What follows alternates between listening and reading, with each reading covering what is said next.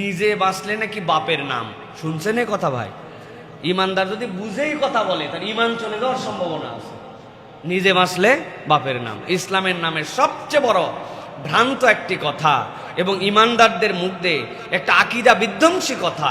আল্লাহ বলছেন কুনতুম খায়রা উম্মাতিন উখরিজাত লিন-নাস, আমি তোমাকে অপরের জন্য সৃষ্টি করেছি, অপরের কল্যাণের জন্য তোমাকে সৃষ্টি করা হয়েছে। আর আমি কেইসা ডায়লগ দিচ্ছি, নিজে বাঁচলে নাকি বাপের নাম।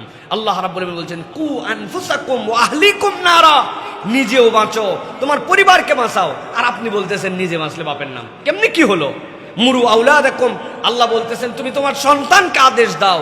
আলা কুল্লুকুম রাইন ওয়া কুল্লুকুম মাসউলুন আন রাইয়াতিহি, প্রত্যেকে তোমরা প্রত্যেকের অধীনস্থর ব্যাপারে জিজ্ঞাসিত হবে। আপনি কেমনে বলেন যে নিজে বাঁচলে বাপের নাম? এটা একটা ভ্রান্ত কথা। ওরা চায় এই কথা ঢুকায় দিতে, মুসলমানদের চরিত্রের মধ্যে এই কথা ঢুকায় দিতে যে তুমি আপন আপন স্বার্থ খোঁজো। আপন আপন স্বার্থ খুঁজলে উম্মার চেতনা আর সেখানে থাকে না।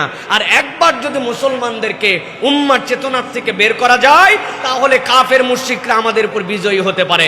এই জন্য তারা আমাদের মধ্যে এটা ঢুকাইছে যে নিজে বাঁচো, আগে তুমি বাঁচলে অপরটা কি হলো না হলো এগুলো দেখার সময় নাই। এটা মুসলমানের চরিত্র নয়, এটা ইহুদি নাসারাদের চরিত্র, ঠিক কিনা?